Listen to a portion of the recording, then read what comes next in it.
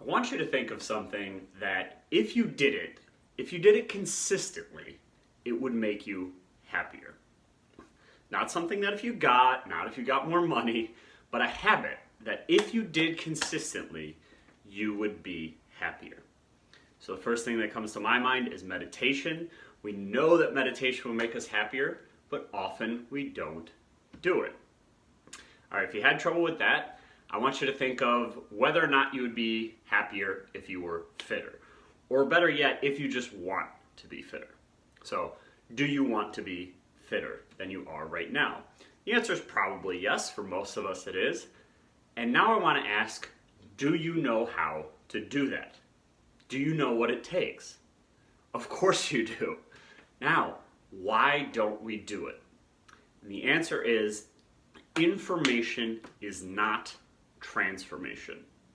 Information does not lead to the transformations that we need to ultimately change. Often we know what will make us happier, we know what to do, but that doesn't mean we're going to do it. Information is just the first tiny little piece of transformation. So information can lead to beliefs, and beliefs can lead to actions, but it is actions that ultimately lead to transformation. So I want to talk about two ways that we can go from information to transformation, or even without information, just transforming our brains. So if we want to be happier, if we want to get in a more successful, more energetic state, if we want to be more motivated, information is not enough. We need to rewire our brains. We need to rewire those neural pathways in our brains to be more positive, to affect the states that we want to attain. So, the first and easiest way to do this is to develop positive habits. We first make our habits, and then our habits make us. We become our habits. Habits over time will rewire those neural pathways in our brain. It's like a river. If a river doesn't have water flowing down, it will dry up. So those neural pathways are the same way. If they don't have action firing down them, they become less connected. They have less connections and they're less likely to fire. On the other hand, if we send water down that neural pathway or that river, it flows more freely. There are more connections. It's more likely to fire when given separate triggers. So if you develop positive habits, over time, your brain will rewire itself and you will have different mind states. So the three best habits that I can think of, and you can think of your own three best habits and write them in the comments below, but the three best habits that I can think of are meditation, exercise, and gratitude journaling. These three tend to be the most successful in psychological research studies. Exercise and meditation are almost always the two most successful, and in my opinion, gratitude journals tend to do way below those two, but better than most of the others. And there are a lot that you could argue are tied for that third spot, but I think gratitude journals are particularly useful. They're also very easy to start, so that's why I think it's also a good habit to do. Now, I think with your habits, you want to start small. You just need to get going on them. It doesn't matter how well you do them, it just matters that you start doing them. So don't wait until you think you can run 3 miles. Go run a mile, go run half a mile, go run a quarter mile, go run 100 feet, and then walk a quarter mile. Whatever it is, start that habit and do it consistently. One of the best things I ever did was when I did a New Year's resolution. The only year it actually worked was in 2014, and 2 of my habits were meditate every day and exercise every day. But even though I had huge goals for these, all I said was I have to do 15 push-ups a day at least, and meditate 5 minutes a day at least. Now I plan on doing way more, and days where I walked for an hour and walked 4 miles, I didn't have to do those push-ups. But if I did nothing else during that day, I had to sit, before I went to bed, I had to get on the floor and drop and do 15 push-ups. Similarly, even though I wanted to meditate for 15 minutes and usually did, if nothing else, if I had thought I had no time, I had no energy, I had to sit and meditate for 5 minutes. And this developed that habit. This ingrained in my brain. Exercise and meditation are priorities for me. There's something I'm going to do every single day. And over time, they became easier and easier to do for longer and longer periods of time. And I learned to enjoy those things. So we first make our habits, and then our habits make us. So make a commitment to make some positive habits.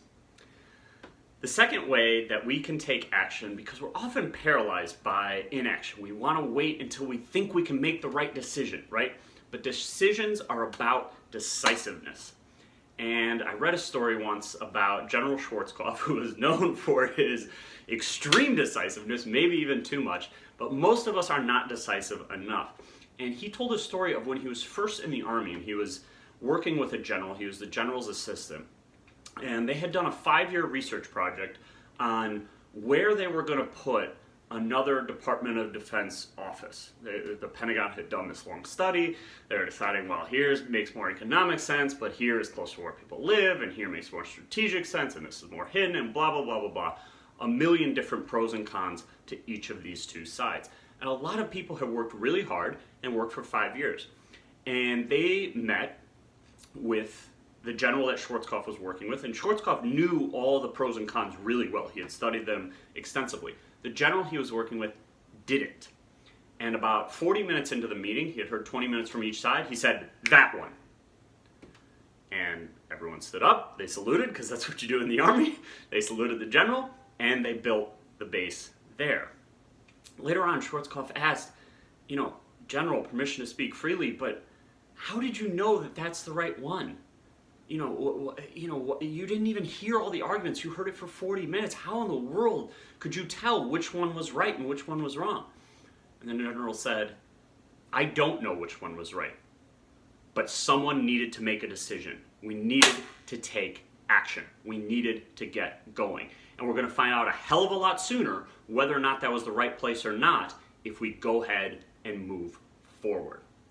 And that is often the case for us. We want to wait until we can do things really well, until we can do things perfectly, until we have that perfect idea. I know for me, with making these videos, I wanted to wait until I had a really solid outline for my first video, and I really could practice it and do it well.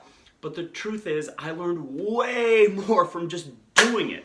I learned a hell of a lot more about what I need to learn and what the right way is to go forward by just doing it. We learn much more by taking decisive action and doing it. Now, that's not always the case, right? If you only have one shot at something, if you're planning the D-Day invasion, don't just go do it. Don't just say, these two beaches seem the same. Let's just go with that one. No.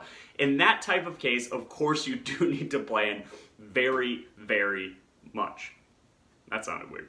Anyway, most cases in our life, we can do over and over. We can fix problems if they arise. We can try things again. We can afford to have false starts, so just go ahead and do it. Take decisive action, because most importantly, motion leads to emotion. Information does not lead to emotion. Motion leads to motion. So information can lead to beliefs, beliefs can lead to decisions, and decisions can lead to motion, and motion can lead to emotion, but that's the crucial step, is taking that decisive step. Taking action, putting yourself on the line, and just going ahead and doing it. So, I hope you enjoyed this video. It is Thanksgiving, so I probably should have done a video on gratitude, but hopefully this is a good day for you to start a habit of a gratitude journal. So, if tonight you can just write 3 things that you're thankful for, big things and small things, I actually think it's probably maybe even more impactful to say the small things you're thankful for.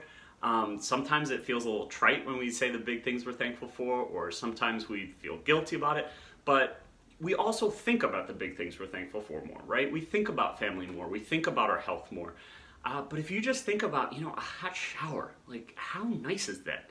Most people who have lived in human history haven't had that. And just writing those 3 things down every day, new things, and eventually you can change. It doesn't even have to be gratitude, just positive things that happen to you throughout the day. I really think that's one of the best habits to develop. So I hope you'll try that. I hope you have a great Thanksgiving, and we'll see you next time.